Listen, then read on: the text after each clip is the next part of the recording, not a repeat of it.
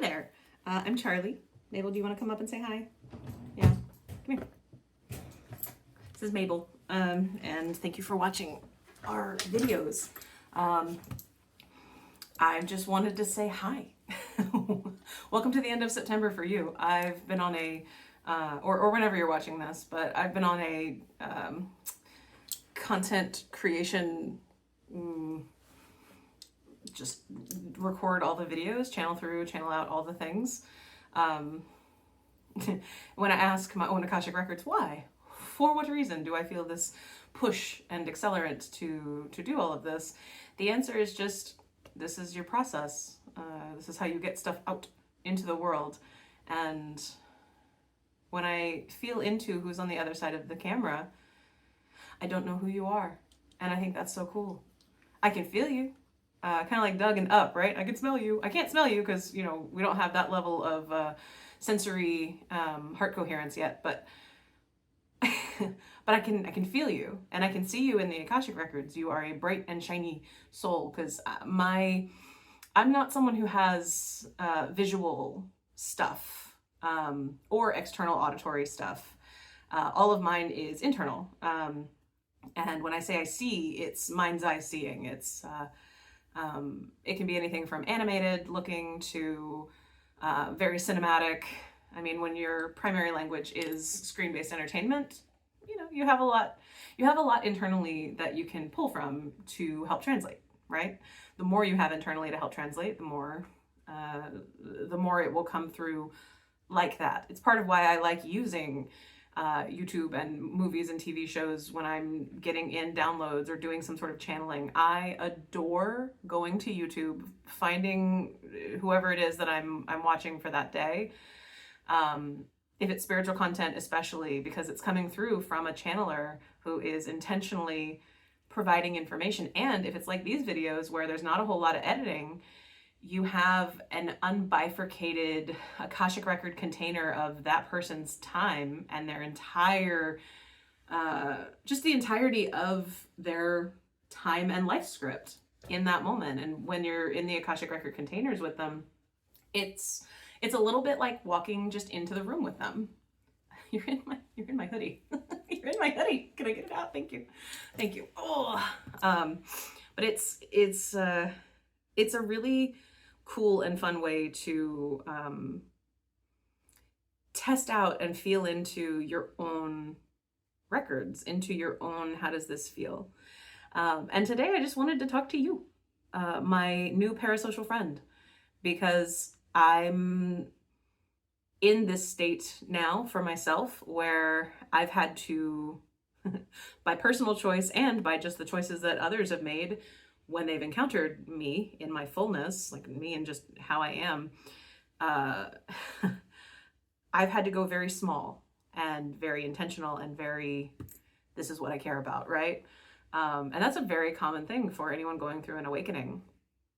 And I can't help but feel like anybody who's watching any of my Gentor videos is someone who's probably feeling pretty fucking alone, right? Pretty feeling like, oh, what are the feelings? Let's see. Shall we count them out? Worthlessness, hopelessness, nobody likes me, everything's awful, but it's not all, like, I still feel good, everything, like things are actually improving for me, but why does everybody hate me? Why is everything I do this? Why is everything that? Why is, you know, the constant, what is wrong with me, right? Well, here to tell you both nothing and probably everything, right? Like, that's okay. It's okay that you're a lot. It's okay that you're a mess. It's okay that there's just a lot of you. What sucks is if you've not been showing more than that 1% of yourself to the people in your life for a very long time, and then things change rapidly and you're like, oh my God, I was already keeping like my best foot forward with you because y'all are so fucking fragile. I can't be any other way. And then you just die and you give it up. I don't know. That's kind of what happened to me. It was always just kind of pieces of who we were being shown through until we died, and then suddenly everything kind of changed and was deeply traumatizing. And yeah, I say all of that because I say a lot of things all the time. I get this stuff out of me when it's running through my mind. I definitely do distract myself because I actually think that for those of us that have brains that just don't stop, different levels of neurodivergencies, your brain's just not going to stop. That whole like find a calm place, find a quiet place, find something, you can get that in bits and pieces, but some of us just can't do that. Some of us can't find a quiet place. Some of us cannot meditate like that. You can always come back to breathing. You can always come back to those deep, deep, deep healing breaths. And you can absolutely get into at least a moment of calm. But for more long-term things, I'm just a bigger fan of active, somatically involved distraction tactics. Namely music. Listen to music, let your body move, decide that it's going to be, I really love 3, 5, and 7. That's why I put it into my like Oracle deck card game, because 3, 5, or 7 songs predetermined, like I'm gonna do that. And then what I do is I go on Spotify, I ask myself internally, what's the song? What's the first song? And something will start playing. Or I'll just have like, it'll just come as like words or the movie that it's from or something, right? I type in and find that first song, and then I just let the random Spotify stuff play. I've actually recorded some of it before, but it's all obviously copywritten music, so I can't record it and put it live on here. It's more of a if you want to see it, I'm available for show you what I mean. Because songs, just like videos and anything else, I'm currently translating what it is I'm saying to you through my hands, through my energetic sign language. It's sort of like it's coming from my heart, through the thought space in my head, and coming out of my hands. Because when I channel, I really am a body first channel. Like most of us are, not all of us are. If some of us who are extremely mental, you go mental with it and you kind of stay mental with it. And it works for a lot of folks, but especially if you have had a significant amount of trauma in your life, going mental first is a little bit of a trap for you, because when you're in the Akashic realm and in the Akashic records, if you're mental first, your mind, oh my God, if you have trauma, then your mind and your capacity for anxiety driven, future based, let me go grab it, is, oh my God, you're just an expert. You're an expert at going and grabbing potentials, right? And you're primed for, let me grab as many as I can. You ever seen one of those like human claw machine things, where you get like I saw it at a Dave & Buster's. I didn't see anybody actually do it, but I just saw the mechanism for it, and I didn't want to pay for it, but I really wanted to do it, because you just get strapped in and then you get to just grab as much as you can. And they have some stupid rule about it. You can only keep one thing. That's why I didn't do it. How dare you? If I'm going to pay $20 to be a person and a thing, I'm not just going to get a ball. I'm going to get as many balls as I can. Even though I don't need them. I don't care. I have dogs. I will give it to them. They'll destroy them. Like, anyway, random side tangent. How dare you? If I get more than one, let me keep it. If I'm paying $20 for your like $3 at most ball, I get to keep more than one if I can actually hold them. But just like that, that's what your brain does. Your brain is your mind, right? Is in this constant state of grab, grab, grab, grab, grab, grab. So you're a person, you've had a lot of trauma, you're going through your own awakening, you're learning all of these things, you're getting into things like the Akashic Records, which is, let's just be completely clear here, that's the PhD of stuff, right? I seriously say tarot. Like, if you're a person going through an awakening, tarot first. Tarot first. Crystals first. Some sort of proxy first. Go with a proxy. Proxies are helpful. They give you an external, tangible, somatically involved thing. You're shuffling with your hands. So your hands are kind of the ones who are doing all of the stuff. And okay, I'm not actually like an oracle or card reader of any capacity, but I am being asked to just sort of show it because it's rude of me, to people who are like also probably fandom talkers, to show you a Bob's Burgers card deck and then not be like, hey, you want to see what one of the cards looks like? Yeah. Which one are we? Okay, 9 of Cups. I don't know. If you know what that means and that's relevant for you, awesome. Cool. I just like knowing how it feels when I hold the cards up. Oh, okay. This one just fell out. Jeanette Byro calls these jumpers. Twinkling lights, that's what makes Christmas bright. Right? These cards are awesome. I will never be able to give someone a card reading from them in a traditional tarot sense. I don't do that. It's fine though. Like, you don't have to. You don't have to. Like, learn the stuff so that you can break the stuff, right? Like, break the stuff for yourself. As really, this has become the new frontier for me. I never thought that there could actually finally be something that makes me get that giddy sense of exploration again, because and I've done all the school, not all the school, sure, but like I have 2 fucking master's degrees and I studied sociology and psychology. Like, research is a thing that I've done a lot of, and there's just been a lot. There's been a lot that I've studied. I have a lot of pieces of paper. I got a lot of like letters I can put after my name. And all of it, especially in recent years when I just was trying to go back to a thing that I loved, which was school. I love school. I've always loved school. School was always my safe place. She said, holding up Tammy. I hope this is for someone. I'm assuming it's for someone because I got asked internally to like, hey, just pull some cards. So here's your card reading, I guess. I hope you like it. I hope it's relevant to you. If you want to know what it means, go learn tarot. Maybe you'll actually be able to keep it in your brain. At present, my brain says no. But that's okay. Not all of the things that you see spiritually awake people, especially if they've had a similar experience to you. Oh, you want me to be done? Okay, I can be done. Come here. Especially if you are in the just in this community, and by this community I mean the spiritual community, the awakening community, the humans who are talking online, YouTubers. I don't know. That's you can't really say YouTubers because this that I'm doing is nothing like what I mostly take in as content. And what I mostly take in as content now is me just basically curating my own TV. Yeah. I don't do YouTube for the here's what I do. I do spiritual content on my work computer because I'm at my desk. This is work, and soul harmony connection, Akashic record readings, that's work. Like, that's work for me. Channeling is work for me. Is it spiritual development? Yeah, but it's sort of it was, and now it is just folded into business, because even when I was doing health and wellness coaching, I called myself a U translator. Because the whole time I did it, when someone would be talking, I would be able to hear them amidst all these programmed patterns of, this is why I'm worthless, this is why I can't do it, this is why I'm not good enough, and this is why what I want to do is not good enough. That was a big one.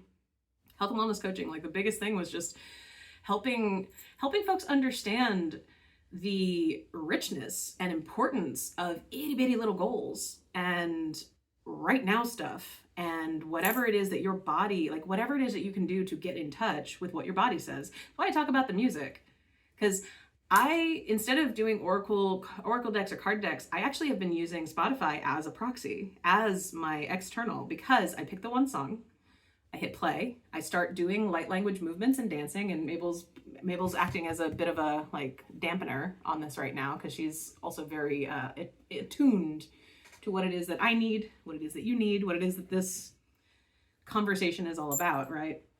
So yeah, you're like, no light language right now, just chill. Light language of the voice, not light language of the hands. But in Spotify, I really do. I hit play, and then I let it go for however many of the predetermined amounts of songs that I have, and I take note of what the songs are, because you can actually give yourself like an oracle reading from that while you're getting in touch with your body and just letting it move. If you close your eyes, that removes a sensory input, potential issue where how many distractions are on your desk or in your area when you're doing something like that. I was gonna say I'm not gonna show you my desk here. I'll put this here so that I don't have personal information. Okay, there we go. Yeah, you wanna see my desk? Here's my desk. We're gonna turn around now, okay? You're gonna see the entirety of like stuff I haven't done yet, but it's definitely on my to-do list. But here's the level of distractions I have, right? It's a lot of distractions, right? And then you have the beauty of the backyard. I've got like just color, like distractions though. Yeah, lots of distractions, lots of things that you can pick up, lots of things that you can play with. ADHD brain, autism spectrum brain, formerly had DID. I'm the entire DSM, baby. Like, really and truly, I could probably fill out the entire thing with just behavior patterns. But I have a lot of things that I can do here at my desk, and if my eyes are open while I do it, like I'm trying to take in music, I'm trying to do things with just sort of getting into my body and allowing it to flow through. If my eyes are open, there's just a lot of extra sensory input that my brain is having to, that my mind, that everything is having to filter, right? So if you close one sense down, part of why we always close our eyes when we're doing like the deep breathing and other things, you're trying to close senses down. And if yours is that mind that will not stop chattering or will immediately go to something that's really painful, first of all, here's your here's your card. It is a reversal, the Five of Pentacles. remember Taffy? It's easier to really do regular practices with body stuff. And I just love music because of the fact that it's a practice thing that also is its own Akashic record container. Because I know it sounds silly to be like everything is, but like, yes, we're here in a physical reality, experience. Everything has data, everything is encoded, everything is, we didn't make video games are because we understand how things work. Like we were able to recreate things, right? Oh, here's your Six of Cups reversaled. You okay? A lot of reversals. Again, not super well versed in tarot, but I know that reversals can be maybe okay. Oh, I just got like this internal feeling of like, it's not great. It's not great. It's not great. Whoever that is, I hope you're feeling okay. Whatever you're feeling feels very normal, unfortunately. That's just the cycles that we are all collectively participating in now. And it's actually really hard if you're not super tuned into what a lot of other beings are talking about on a regular basis. There's a lot of hopeful content in the spiritual community alongside a lot of things that maybe aren't said as scary or reactionary, but that are very triggering for any individual who consumes it, triggering in just a number of ways. But we're all truly being asked. We're all on a conveyor belt. It's like being asked. We're all on a conveyor belt called time. And just the continued lived experience through it. The card says, the Ten of Wands. I heard that's not so bad. Cool. So I guess I'm doing tarot readings based on future potential folks who are reading this, watching this, and sort of taking something in and going, oh, you keep starting conversations and then stopping and then looping back in. Mm-hmm. I do. Does it kind of happen like that with the Akashic records? It kind of does. So I'm talking about myself, right? When I'm talking to clients, what comes through and out of me is a lot. You talk about your perspective shift and life change shift, the kinds of information that comes through to me, and I freely just say, this is what I'm hearing, this is what I'm getting, wow. And then the person on the other end is like, yeah, that's what I've heard a lot of times, and that's what I feel too. And I'm just like, really? Because they just mentioned like the core reason that you're like, there's just this there's a lot of awe and wonder in doing Akashic record readings in a way that is psychologically substantially significant.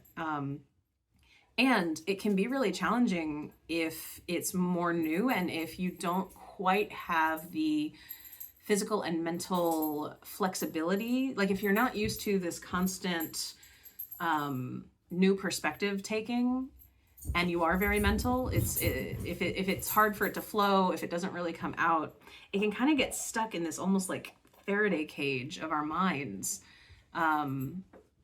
I guess this is a PSA for like, seriously, if you have a bunch of trauma, work on your trauma before you like learn some of the more advanced just skills that are out there that people are teaching and you can get certifications for. I got a certification for it. And it was a very intense and lots of stuff. I can just honestly say that if you have significant trauma, that type of content, that type of course, that type of learning, it will fuck you up. It will fuck you up, and you have to know how to handle that, or you have to know how to find practitioners who can help you get some of the stuff out of your system. And that wasn't part of the training, because I don't think that a lot of practitioners who are training people have maybe as much of the psychological background or as much of the lived experience background of what if your life is heavily trauma based, and what if the perspective that you tend to take is heavily anxiety based. In the Akashic Records, you're pulling from anything, but if you are higher in anxiety, and if you are higher in like lived experience of trauma, the amount of body-based information that you're regularly engaged with, the flow between translation, if you really are mental and it's kind of just in and out instead of in, heart, body, back to heart, out, which is a much more grounded, and you can hold space and it does not completely discombobulate you. And it's really about the need for homeostasis in the body, in the mind, in sort of everything. And if you are more mental and you have more of these experiences and you maybe haven't worked on them to the like full extent of them, like if you have severe trauma and you haven't done things like somatic experiencing, or you haven't been in therapy for a while, or you haven't done even like EMDR will completely dysregulate you. I really recommend EMDR with somatic experiencing, not just on its own. But if you haven't done any of those things, you really don't want to go be a fucking Akashic Record reader, because you are stepping into the role of what a therapist is kind of doing, but you're not doing it with all of the background on human behavior, on what people need, on, and I don't even necessarily say that for the client that you're sharing things with, because what comes through for them is going to be in their highest good, or it's just going to be like less than their high. Like it's not going to be like, you're not going to be traumatizing people with like what you're saying and what comes out, because discernment is enough of it, and what comes out is just what you're capable of doing. That's not the issue. The issue is you as the practitioner. If it's something that stays inside the mind and has any amount of time, like I kind of call it like the time in between heartbeats, right? Like we have our heartbeats, and the big question is like, what happens in between those heartbeats? Because they're an electrical impulse, they jump. I can feel a flow throughout my body that happens in between heartbeats when I tune into it. Because I can even ask like, okay, where does the charge go? How does it look? And if I speed up, okay. Sorry. I just sped up my own system. Give me a second. I need to. Mentally, though, you can literally speed up your own life. Your heartbeat is your life clock, right? Your telomeres roughly have the expiry date in them. But it's effectively, how many heartbeats do you have? And I know those of you are like, oh no, I have anxiety and high blood pressure. My heartbeat, it's really fast. Like, yeah, it's okay. Your body though can slow that shit down. And those telomeres, it's fine. It's just a different exit point. It would just be like, nah, we changed it. The body can do that. We don't know that it can, because we don't talk to it very often. Part of why I go on my walks and talk to Gaia is because Gaia is just body. Like, we all are fractals of Gaia. Like, there isn't a planetary being, yeah, but every human is a piece of Gaia. Every human has that sort of in them. Okay.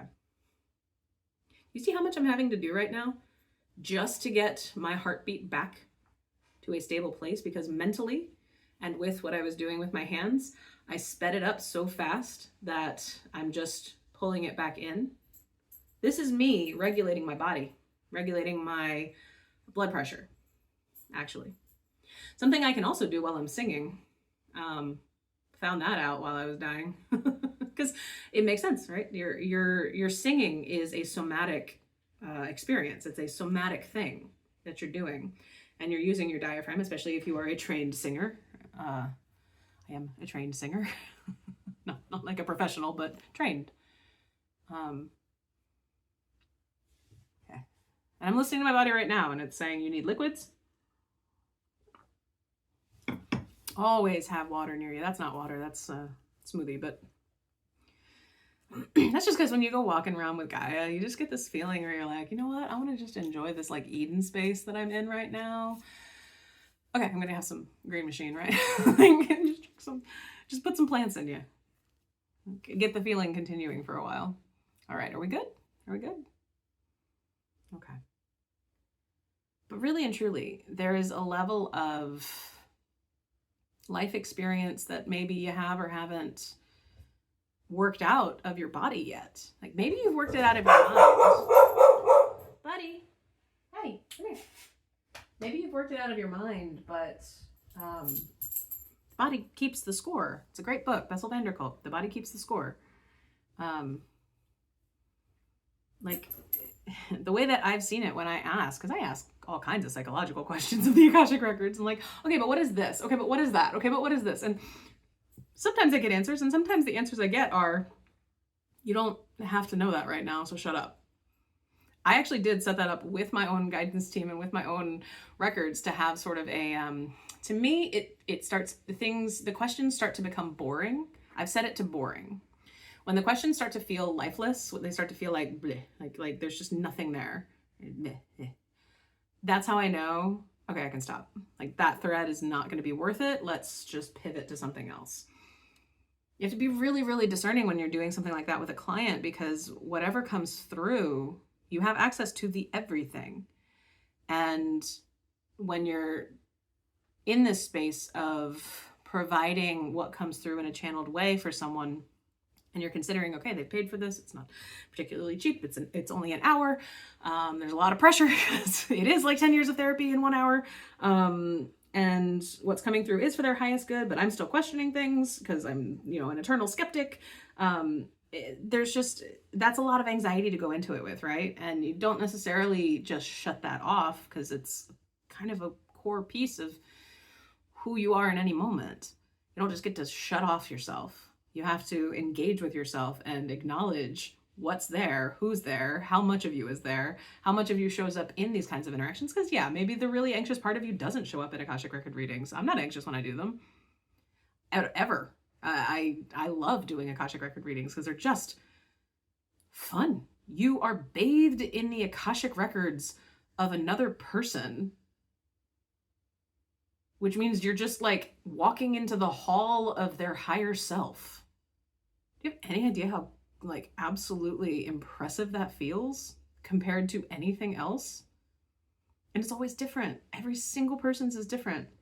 And I'm tuned into the like highest timeline, new earth, like those are the clients that I see. I do not see people who are not actively engaged in like, I'm heading to the new earth. I'm actively pulling new earth into my reality. That's the people that I talk to. That's the people that I see. And the questions can range literally from like I'm just here for whatever, to most of it really is like, I've not done this before. I don't know what this is, and I'm very curious. A lot of that. There's a lot of that, which is cool because curiosity is heart-centered. Curiosity is, what is this? And I do actually really love that I don't have a ton of repeat clients, and I love that because it means that the information that you're getting, you're acting on and just kind of continuing to pursue whatever it is that you want to do, whatever it is that's really for you, predominantly to do on your own. I don't know. I'm a really big proponent of you have these skills too. Give them a try, but like give them a try in service of what you want. What do you want in life? What do you want to do? What did you come here to do? What you came here to do was just live. You came here to live. You came here to experience life. During the human evolution big pivot point, I guess we could call it, the kind of thing that happens in the moment and it's really intense and you can kind of like, you can sort of predict it. Some folks can predict it, but it's really sort of you look back and you see it. sort of thing. It's definitely an in hindsight kind of experience to be here right now. And this is what it's also this, apparently, Three of Swords. That's what's right now. It's Three of Swords. So for end of September, this is Three of Swords time. I hope that means something to someone. Okay. I got a brief like, it does. Thank you. One more card, please. Okay. That one? Okay. So the Three of Wands is also what right now is with Little King Trash Mouth. I think that's Little King Trash Mouth. I don't think that's Gary. I'm pretty sure that's Little King Trash Mouth. I'm not sure, but I'm pretty sure. Sure. So anyway, I think I'm just talking to you, my parasocial friend, because I'm documenting and recording and writing and just putting as much of my own personal awakening and what many call an embodied mastery path, like really and truly, into a documented scientific form. Because I've been trained as a scientist. I've done program evaluation stuff my whole life, and I said it before, but like any good millennial, I just want a career. I just want a career and a nice home life. I'm not asking for anything else. I'm not. That's why I've turned off like all of the other stuff. I did my time in politics. I'm done. No more. I'm good. Let them eat themselves. I don't know. Like I know that things are impacting me. I know that things are sort of coming in the like, you know, there's a lot of people doing a lot of things. I worked in a lot of nonprofits. I worked in a lot of things for a number of years. I'm a big proponent of don't make that your lifelong thing. Like there needs to be a rotation in and out of those things, just because you do get burnt out and you don't pay attention to it. And if there's one thing that I could say to any of the people that I've ever worked with, it's especially now, your bodies are like screaming for you. And whatever you can do to focus on it, please do, because the more you put focus onto the things that scare you, that you can't do anything about, like one, you're going to hear, I'm sorry, but you cannot avoid. I have experimented with it. I have been testing it for the last year. You literally don't get to avoid certain motherfuckers. You just don't, okay? You just don't, because the entire world is obsessed. Obsessed. They're addicted to it. They cannot not. So guess what? You can't avoid them if you try. You just can't. If you're a human on the internet, you cannot avoid it. That's really good news though, because it takes the pressure off. All I would ask to anyone who's watching this, for real, is if you could curate your perfect like screen-based time, what would it look like? Like if you could map it out, what would it look like? I keep mine segmented now. I have work time where I do engage with spiritual content, because part of my work is spiritual content. So they are my coworkers. And so I treat them like Zoom meetings, because I don't have any other coworkers right now, for real. So cool. I do have friends that I meet up with from these schools that I have been in. I actually think that is really valuable. If you're a person who, put it this way, if you're a person who desperately misses school, like you remember school being like a thing that just felt like grounding, and you can afford to go be in something, my personal recommendation is the Book Doula's Book Incubator Program, because I know you've got a book in there. Everyone's got a book. Everyone who's thoughtful has a book inside of them that they've already written, but they haven't like done. That's my recommendation personally, because you can absolutely go and get certified in a number of different things. And those organizations, those groups, those folks are absolutely immeasurably wonderful and helpful. There's kind of the expectation throughout that you're leaving that program to do it professionally. You know, even if it's not really been what you've been prepared to do, it's just sort of it's the trajectory, right? Like it's the expectation that you finish with the certification to go do the thing professionally. If that's not what you're interested in, if you're not a person who's like already been kind of doing that just in a different lane, which was what I did, I was just like, oh, basically like coaching, but like cosmic coaching. Holy shit. Like you can do it. Like I was all for it, right? Like it was part of the trajectory I'd already set myself on, just in a different flavor, in a different realm of things. But that desire for connection and that need for people who understand you, and that I don't know where to go with this, and I need anchor points, right? I need anchor point context. I need humans. I need people who aren't just on screens. I mean, they'll still be on screens probably, but I need people that are willing to respond to an email. I need people who are willing to meet up at least a couple times, right? To just like help me solidify that what I'm doing and how I am and how I exist in the world, that there is a mirror for it somewhere that isn't with the people who are telling me that everything about me is wrong. Those programs are wonderful, and I really do recommend the book, because when I went into the Book Doulas program, that was what ignited my writing. It started in March, and even in the days leading up to it, I already felt it, because I'd been writing on Substack, but it was like a weekly thing. It wasn't a ton, and I was anxious. Oh my God, so anxious every time anything, like I spent hours on every single piece, just being so persnickety with it. And I'm not even proud of them. Like I read them now and I'm like, okay, I can do better now. Because of course you can. The more you do a thing, the better you get at it, right? But I signed up for it because I got an email after, I guess I signed up for it for their email list years ago. Because, you know, if you're like me, those hopes and dreams of like cycle back around every now and then, and you take like a minuscule step toward it. Well, congratulations. All those little minuscule steps that you've been taking for the last decade or two are kind of starting to show back up in certain ways. He has to pull a card. Which card? Or do you want this one? No, this one. Okay. Why did the devil show up? But also, isn't this amazing? Look at Louise. Got Andy and Allie right there too. Okay. See, I see that, and I don't see like the devil. I'm sure it has its own things. I see that, and what I actually see is like the support that you really do have amidst the change. Yeah, I actually was drawn more to Andy and Ollie on that one. Just sort of like we'll hold on to you. I've gotten off on a tangent again. But the main real point of the Book Doulas, that was a space that I did not anticipate would meet me at my awakening with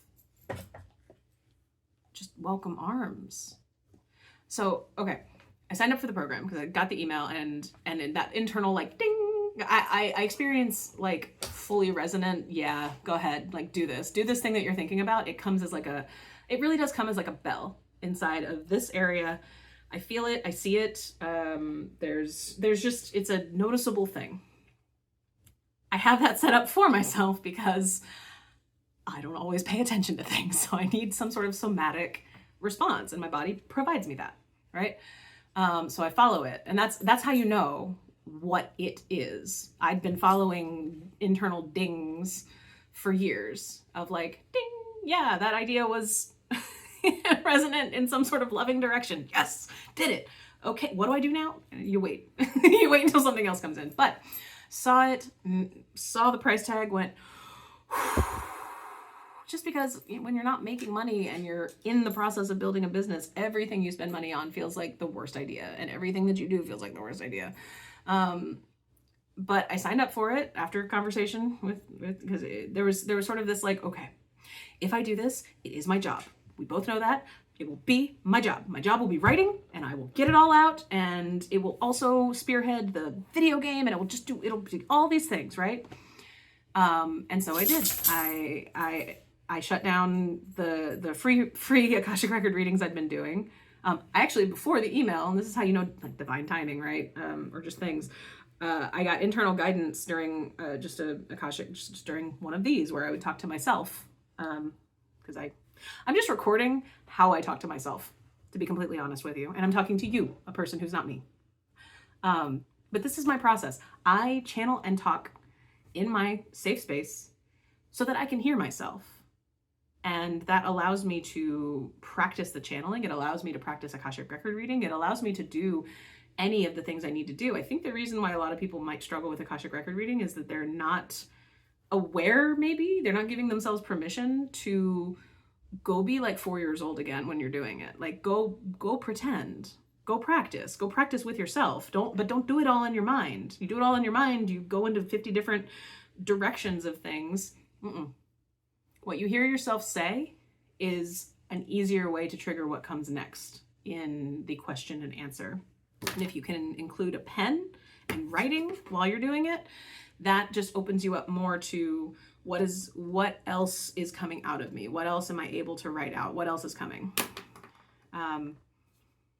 But I got the internal message of you need to shut this down as far as like the free readings I've been doing. Cause yeah, all of January, February, March was like just multiple readings a day, every day for free, for classmates, for other people I could get, just to practice and to get everything together and to wait, right? To wait for clients. Like I've been advertising myself, got a website together, made myself an LLC, made sure I had that particular brand of things together because I'd done it before. And yeah, then guides were like, okay, shut it down. I was like, oh, real clients, right?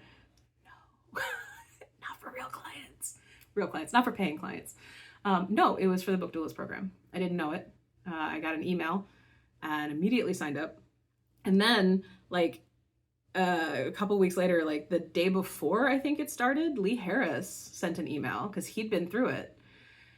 And a lot of folks, obviously, they felt the bell when that went off because, like, how can you not? Like, if you have if you have the desire for book, timing lines up, which it was a timed email, like it was the day before, so it was very, spontaneous, but just like aligned for those of you that are like, yeah. And it was most of our cohort were folks who signed up from the email, and it just was one of those things where I was like, I'm sorry. What? It was just one of those like, wow, timed this one well. I'm in like a fun group. I'm in a group full of people who speak a shared language with me.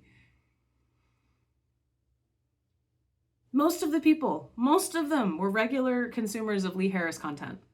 How fucking helpful is that? How fucking helpful is that? Because then I could just show up as myself. And I didn't need to like show up as the Akashic record reader who's got all these things and blah, blah, blah. But I did show up as like me. Mabel made an appearance in like every Zoom video. I showed up as me and certain times while I was there, we'd be in the meeting, but because we're all live and because we're all here, my channel would turn on. It wasn't intentional. That's how I recognized like, I classically conditioned my way into being a channel on screen anytime the screen is active and people are live. And also like, yeah, apparently, and we can apparently do that like as humans, like be aware if you are starting to do this stuff and you do it with clients and you do it over a screen, you can classically condition yourself to get triggered into a channel state while you're just on a Zoom meeting. And I don't think most people are as animated as I am when it comes to like channeling and stuff, but we're in the middle of this. Deb's talking, right? It was Deb or Chris, and she'd be like talking or something, and I would just be like, and bye. I would just start writing my book. Different passages, different books, different things. One time it was a short story, and then I would have to go back and watch the things again later because I missed the entire, like I'd show up and I would miss the entire conversation. It sucked, but they thankfully recorded it, right? But it didn't suck, right? It was just really cool. It was so cool. It was like stepping into a space where I then, because we're live, because we're there in person, the amount of time that you're just spending in that space, especially when you're live, it opens you up to the entirety of the Akashic field of that mystery school. And it is a mystery school. They don't call it a mystery school, but my understanding of mystery schools, and this is why I'm just kind of bringing it up, my understanding of mystery schools is it is a place where when you step in, you have the entire library of that which has come before, that which is coming after, but those are potentials field things. So, it's sort of a choose at your own risk for the future potential things because they may not ever happen, right? So you don't want to get locked in and anchor pointed into a potential future that's not where you're going. But all the stuff that's already been done and all the people who've already come through, this was like their 10th year doing it. 10 years of writers, heart-centered writers. Let's just say you level up when you do something like that, especially if your intention going in was like, I'm here for this. Like, I'm here for this. I'm going to be writing my book, or I'm at least going to get, like, it's not designed for write your whole book in these 10 weeks because that's insane. I wrote 2. Actually, I wrote like 5 or 6, but I did genuinely get my first book published and in my hands by the end of those 10 weeks. And it wasn't like I wasn't trying to speed run it. I wasn't trying to be like, first, yay. It's just, I was so in it, and it was the only job that I was doing. Writing was the only job that I was doing. And I'm a workhorse. I just am. I'm a workaholic. I'm always have been. Always probably will be to an extent because it's fun. I'm one of those people. I don't ever stop. Anyway, I say all of that because if you really are going through the kind of things that I've been through, and you're in this state of, oh, what do I do? Where do I learn? Where do I go? Where, like the curiosity for learning, cool, awesome. That's exactly where you should go.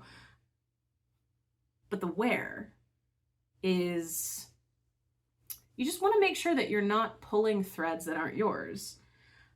I've had a lifelong dream to write, and I've had also kind of a lifelong be on a screen feeling. I don't know how else to say that. Other than as a kid, definitely had many moments of like, wish I could have gone out for Matilda. Like, I was never a child actor. Why did I believe, like, why was that what I thought as a kid a lot? It's because movies and TV were my escape. They were the place that I was safe in my home. They're the only place I was safe in my home ever. Literally ever. It was just screens. Screens were the only safety I had at home. And so, yeah, I've attributed a lot of things to screen-based content, right? It's a very big part of my life and story. That might not be the case. It might not be the case for most people.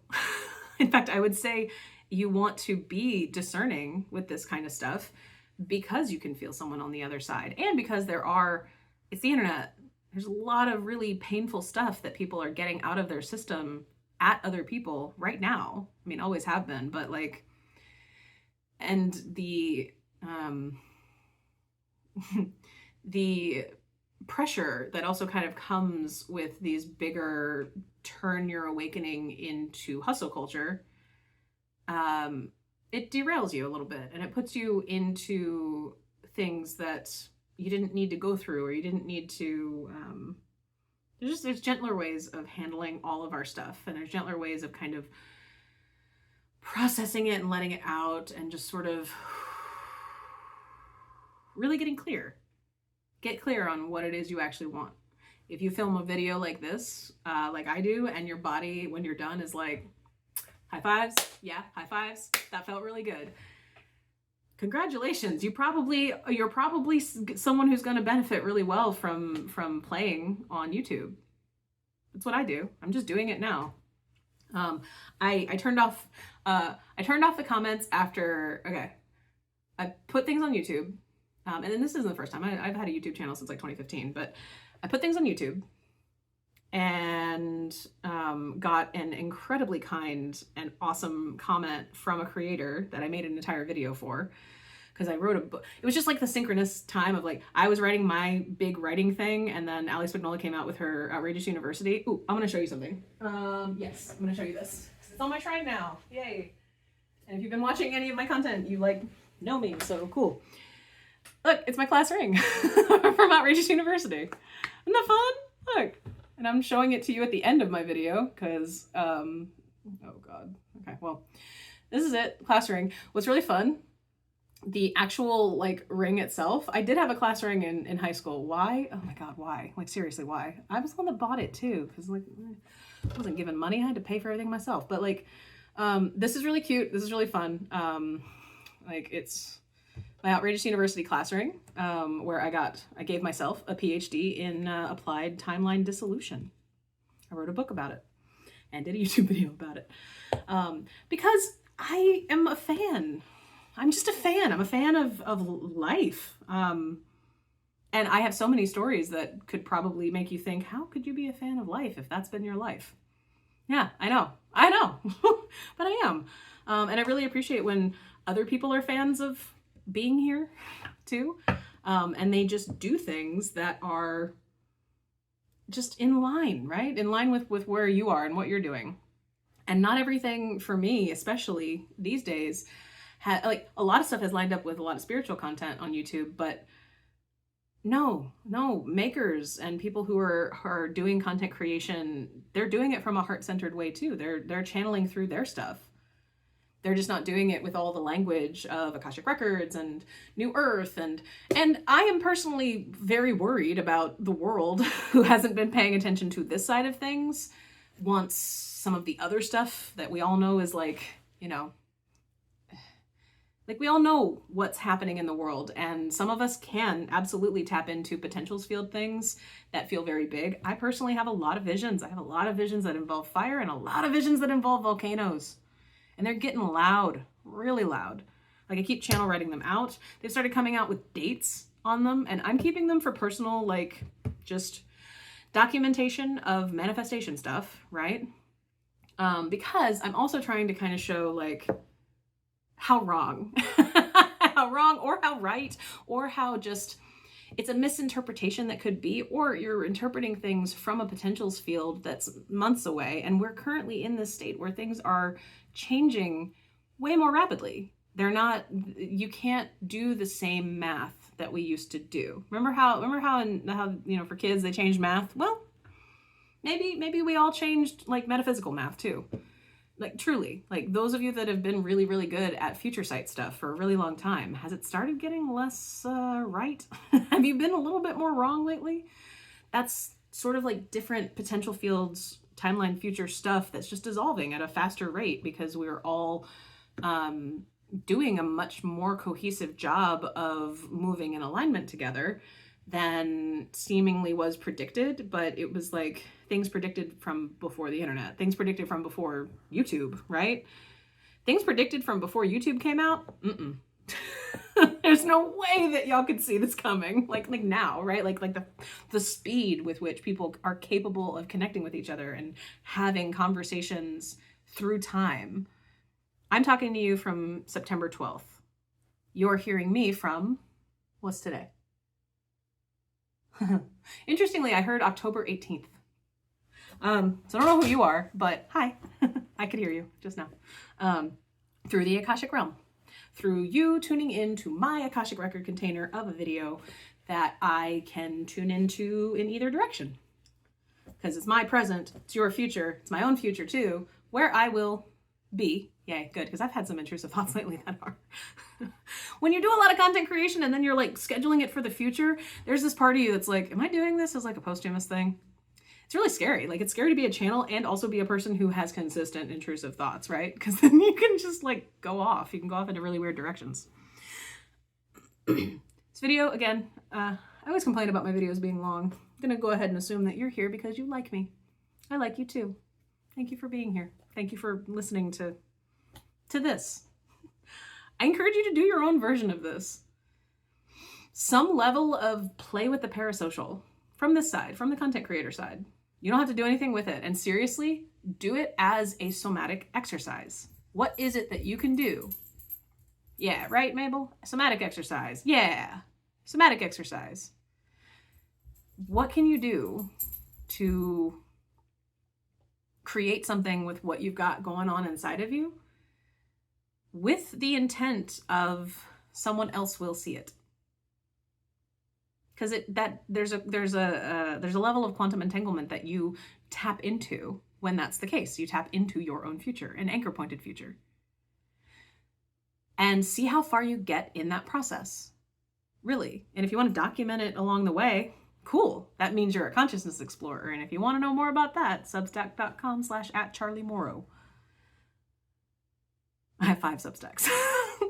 Sorry, not sorry. I have a lot to say. But also just shake up what you think you're really interested in consuming when you go through some of these big things and everything is confusing and you're not really sure where to go.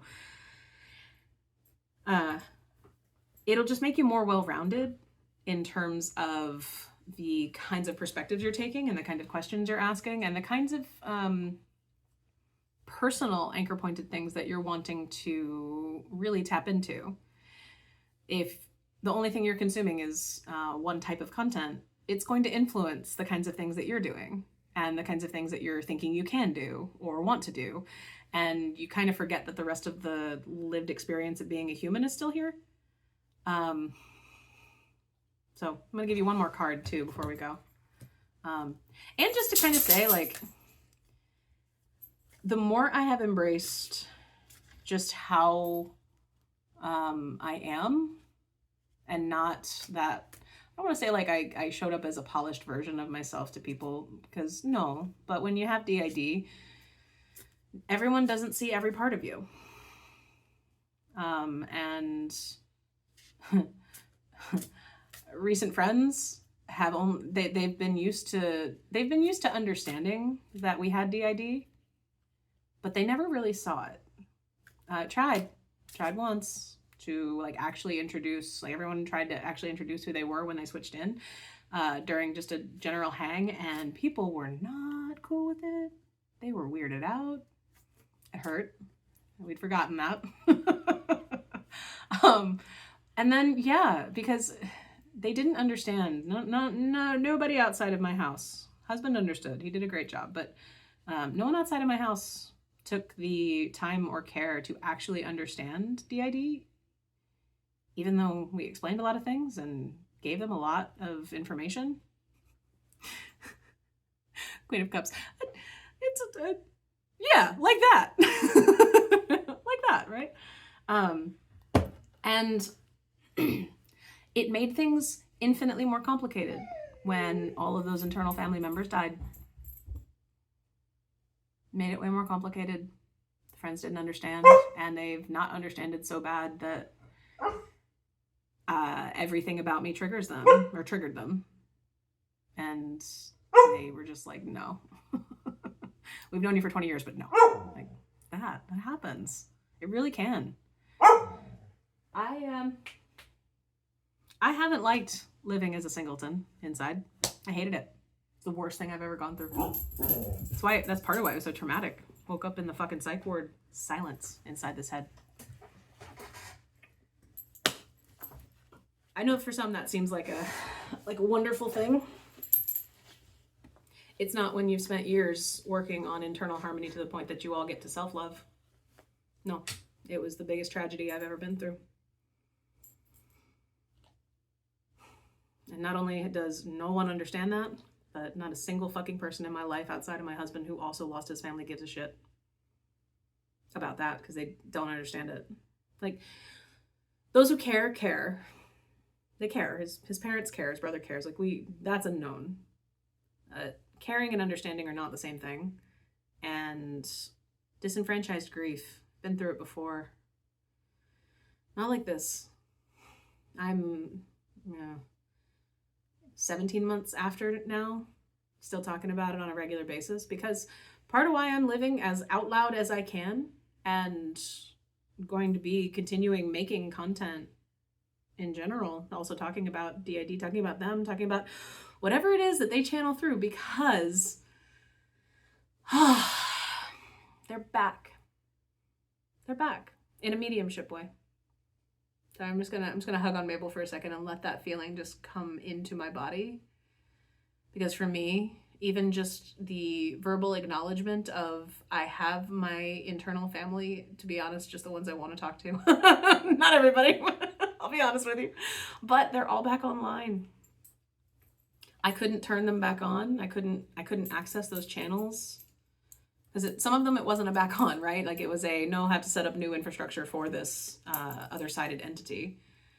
And it was complicated. I needed like a time buffer and an experience and a removal of things buffer just to get the quantum entanglements correct enough to be able to channel them in whenever I wanted to or needed to, without interference, without my body dysregulating, because it's a big deal. Channeling in different entities is complex, and your body has to take time to adjust to it. Your mind has to take time to adjust to it. Your belief systems have to take time to adjust to it. And depending on who you connect in with, if you have some quantum entanglements with them in the past, especially if it's like a mediumship thing, you might have to might have a few days of having to just feel your feelings for a while, right? Yeah. That's been my experience. Tapping into those I've loved who have other-sided, right? Who've transitioned. When I've been able to connect in with them, there's a little bit of feedback initially. It's a little bit of like, oh no, now this fight has to come out of me for a little bit while I work it out of my system. Oh, there we go. Now we can talk. I think that's fascinating, and I don't totally understand it yet. And I'm very curious if others who are tapping into their clairs and their abilities, especially after a lifetime that's been fucking rough. The kind of life where you look back and you're like, really? Like all that and then I died? Like, really? Just trying to fucking make something of myself, of ourselves. We were trying to live in harmony. Lasted for a few months. That's all we got. Trying to do better with that now and just say, fuck it. This feels nice. Talking to you feels nice. That means that you're a person who likes to listen. That means you're a person who holds space for people. You hold space for people deeply complex like me. I hope you realize what a gift that is. You're Mirabelle. Also, real quick, just to help anybody who's like really concerned and in Encanto about Cousin Dolores, right? Because she can hear a pin drop, and like people who are like, you know, when she claps like this, right? So okay. This video is gonna go a little bit longer because I just need to talk about Encanto for a second because it's amazing, and Lin-Manuel Miranda is fucking amazing, and so is everybody who's in the cast of that. And oh my god, there's a second one coming out. Anyway, big fangirl, right? Okay. So here's the thing about Dolores' gift that, again, once you get some of these like capacities online and you can like go talk to higher selves of people or just actors, or you're not talking to them, you're talking to the higher self of them or your own fractaled inner higher self of them. Either way, you can have fun conversations is what I'm saying. So Dolores' gift is kind of like channeling. She can turn it on and off, right? It's not just a permanent state of being. It's not like she touched the door and then boom, you can only ever hear everything and cosmic like everything, because how awful would that be in a shared house? You can hear everything your parents are doing. No. Casita would never allow that, right? Like, no. Casita is basically the guide for that family, right? Yeah, Casita's the guide. And Casita would never do that. Casita would never do that. No. It's a channeled thing. Dolores can simply go, okay. She's just a really good channel. She's an auditory channel, basically.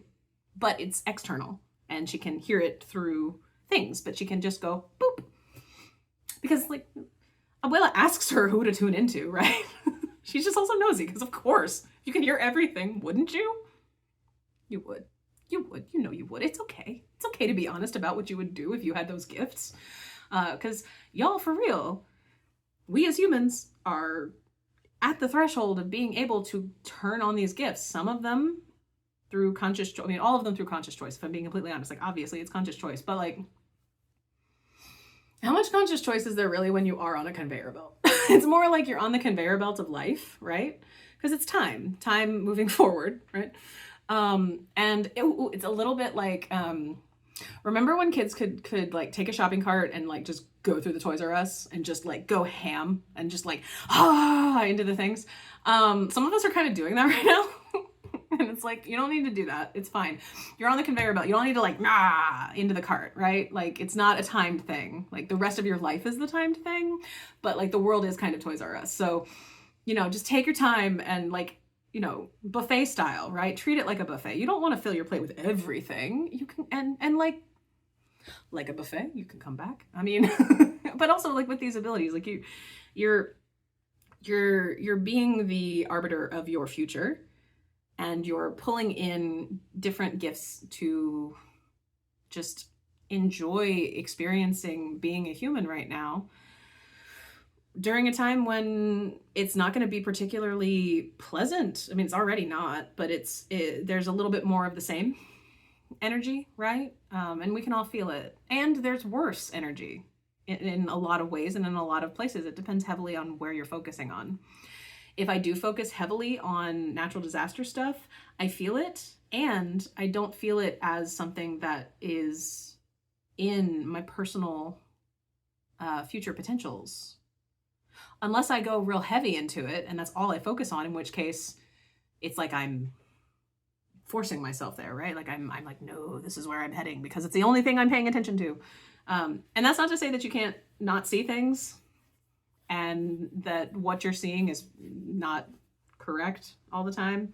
Yeah, you're probably wrong because you're translating information. And just like any translation from one thing to another, you're going to miss some stuff. And if you don't believe me, then listen to like Beethoven's Ninth and describe it by drawing it on one index card. Can you do it? And can you get someone else to understand what that is? That's kind of what reading Akashic Records is like. You're translating information. You're doing the best you can. Might not be totally right, but when I'm tuned into your records, not mine. Your guides use, well, my guides and your guides kind of provide a level of back and forth. Sometimes things do just come through my body and I describe it. If it comes through and I'm just like, my hand just needs to be here. We're just going to talk for a minute while my hand is here. That happens sometimes. And it's just because there's a level of download that I'm getting so that I can then provide it back and possibly provide it back with light language interpretations and descriptions too, because neither of us knows what I'm saying with my hands, right? It bypasses mental language stuff and also provides your visual input space with a level of translated information that human you doesn't need to know about, but body-based you can have conversations with your higher self about. In a nutshell. This nutshell, right? It's fun. It's free to be cringe. Embrace it yourself. See how weird you can be. And then come back here and be like, am I weirder than what I'm seeing? No. Okay. Still good. Still good. Still not trying to be like a grown version of Steve from Blue's Clues. Oh, that's totally where this channel's going, isn't it? Cool. All right. I will see you at some point. Oh, no, last thing. Good. I'm Southern. This is what we do. I'm so sorry. It's called a Southern goodbye. Midwest has them too. I think we do it longer because we keep talking about other shit. Midwest goodbyes just keep saying goodbye over and over again. Maybe I guess you start talking a little bit. No. We talk longer. The rest of October is videos that I recorded for me like 3 or 4 days ago. I scheduled them for October. They have to do with channeled information about visions of my own screen-based future. At present, September 12th, right? Is that what day it is? I don't remember anymore. I'm not looking it up. I'm really not convinced. I'm not convinced that any of that is true. I think it's just wild speculation, right? But I put it out there, and I put it out there as a experiment on manifestation principles of, I channeled this information through. It came from the fairy realm. It did. Scout's my fairy realm guide. It came from the fucking fairy realm where they have screens, apparently. That's what I'm told. Because they can watch our content. Yeah, other beings in other places watch screen-based content is literally what I've been told. And why not? I'm delightful. And they can't see this version of me. They can only see it through a screen too. So not like this, right? Like they have different levels of dimensionality that they can interact with us with, and so they can't. Yeah, we figured out how to get them screens. Apparently, we get fairy screens. my internal family and I, because anyway, like I said, this channel's gonna go unhinged at a point. That's why I pre-recorded a lot of stuff, because who knows what on earth is going to be coming out of me next. But I channeled through predictions for my own future that I do not think are going to happen in like the skeptical side of me, but I really hope do, because there's like all of these other it's the kind of thing where if it does actually happen, there is just this absolute rainbow of potentials that opens up for me personally in a way that aligns with just the backlog of stuff I've been doing. It's one of those things where if it does actually happen, it helps to explain why I've been doing so much of what I've been doing this whole year. And that's just I think it's a helpful exercise. I really do. I think it's a helpful exercise to, especially if something comes through, to just document it in as scientific a way as you can, and then make it content creation, because then you will feel less crazy. Like, you really will. If it's scientific exploration, it's not crazy. It's not crazy stuff, right? And if it's content creation, then it's just content creation, and you're just trying to make a living because you can't stand working other jobs anymore. Like, that's what it is, right? Anyway, all that's to say, I'm very anxious about it. I'm very worried about how I will be perceived. I'm very concerned about how mean people are, because words hurt. Words are my love language, and I channel with it. So when people use it to hurt, it fucking hurts. So yeah. And if you do content creation like me, curate a way to turn off the comments, because that's what I do. And if you happen to see me in the wild, hi, I'm Charlie. If you don't want to come up and say hi, I totally get that. We came up with a symbol. My internal guides and I, because how I present myself to the world is how I present myself on here, constantly in a hoodie, because I do not like my arms being exposed to the elements. I just don't like it. Somatically speaking, it bothers me. So in the summer, I always wear hoodies, yes. If you know what this hoodie is from, what this particular show is from, then congratulations, we have a shared fandom. And like, and if you know what this shirt is, or where it's from, or just enjoy the fact that, you know, it's just one of these, right? Great shirt. Or the hat. The hat is from a beautiful place. Yeah, exactly. Yeah, I quite literally walk around as a billboard for, here's my fandoms if you want to talk. No small talk, please. I'm a constant ad for, there's an external presentation of myself that I believe you will see before you see whatever it is that you're going to judge me for, which is probably my body size, because typical, right? So yeah, you're going to see, well, maybe you'll see that first, but you're going to see potential conversation starters on me. If you want to talk about something, you're more than welcome to. And if you don't, and you just see me and you want to say hi, you can just be like, and why? Because we collectively exist between our own heartbeat and channel state. And I've been talking so long that you're gonna make a cameo and just say hi. I wasn't lying. Husband, Randy, co-founder of Impossible Aries Studio. That's all I'm gonna say about that. Enjoy the videos for October. We'll see where I come back with videos later in November. Glad you were here. Thanks for watching.